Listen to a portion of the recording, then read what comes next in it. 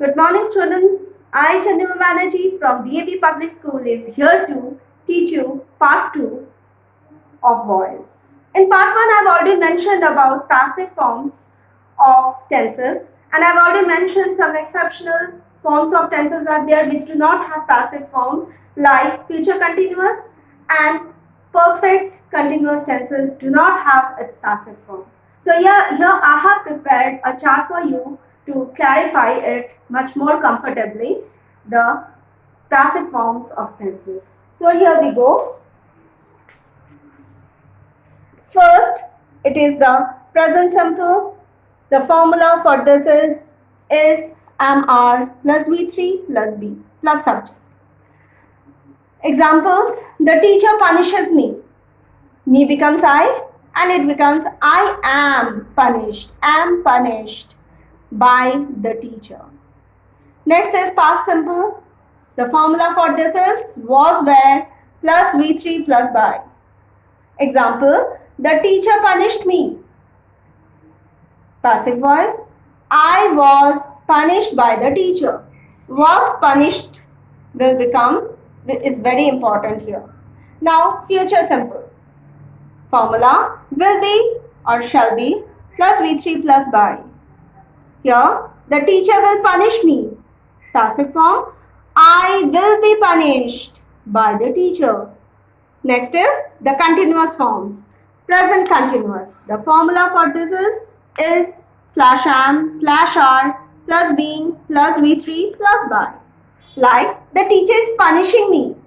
It's an ongoing process. The passive form is I am being punished by the teacher. Now let's come to past continuous. The formula for this is was were plus being plus V3 plus by. Example, the teacher was punishing me. Was punishing. It becomes I was being punished by the teacher. Next is present perfect. Formula goes like this. Has have plus been plus V3 plus by. Here, the teacher has punished me. It becomes I have been punished by the teacher. Now, the last one is past perfect. The formula for this is had been plus V3 plus by. Example, the teacher had punished me. It becomes in passive voice, I had been punished by the teacher. Here, a special cases we are going to discuss, that is going to future. That is, it's neither present nor future but an ongoing process towards future. For this, the formula is slash am slash are plus going to be plus V3 plus by plus subject. Example, the teacher is going to punish me. Is going to, that means the teacher has not yet punished me, but in the long run, she is going to punish me. So, the passive form is I am going to be punished by the teacher. Now let's discuss some grammatical structures like conditionals, or rather we call it as conjunctions. Like they clarify the mood of the verb, and the formula for passive form of such conditionals are conditional plus be plus V3 plus by plus subject. To clarify it, the teacher would punish me. Would is the conditional. It becomes in passive voice, I would be punished by the teacher. Now let's come to modals. Modal verbs give certain expressions, certain possibilities, certain permissions, and for this we have some formula for passive sentences like modal plus be plus V3 plus by plus subject. Now we have here certain sentences that can be converted into passive voice. The teacher can punish me. It becomes I can be punished by the teacher. The teacher could punish me. It becomes I could be punished by the teacher. The teacher may punish me.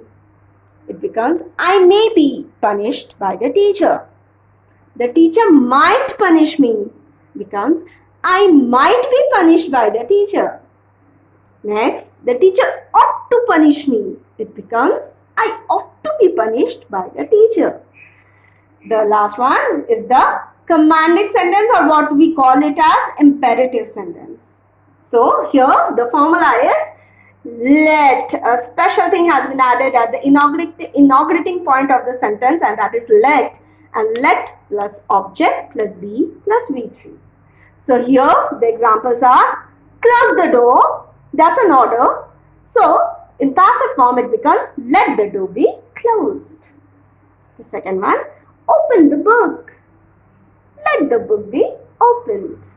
So here we have completed the passive form of tenses.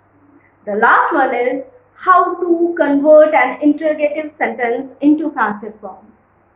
In an interrogative sentence, whenever we are going to convert it into passive form, it remains an interrogative sentence only. That is, after a sentence we do have a question mark. So, for example, if I tell you like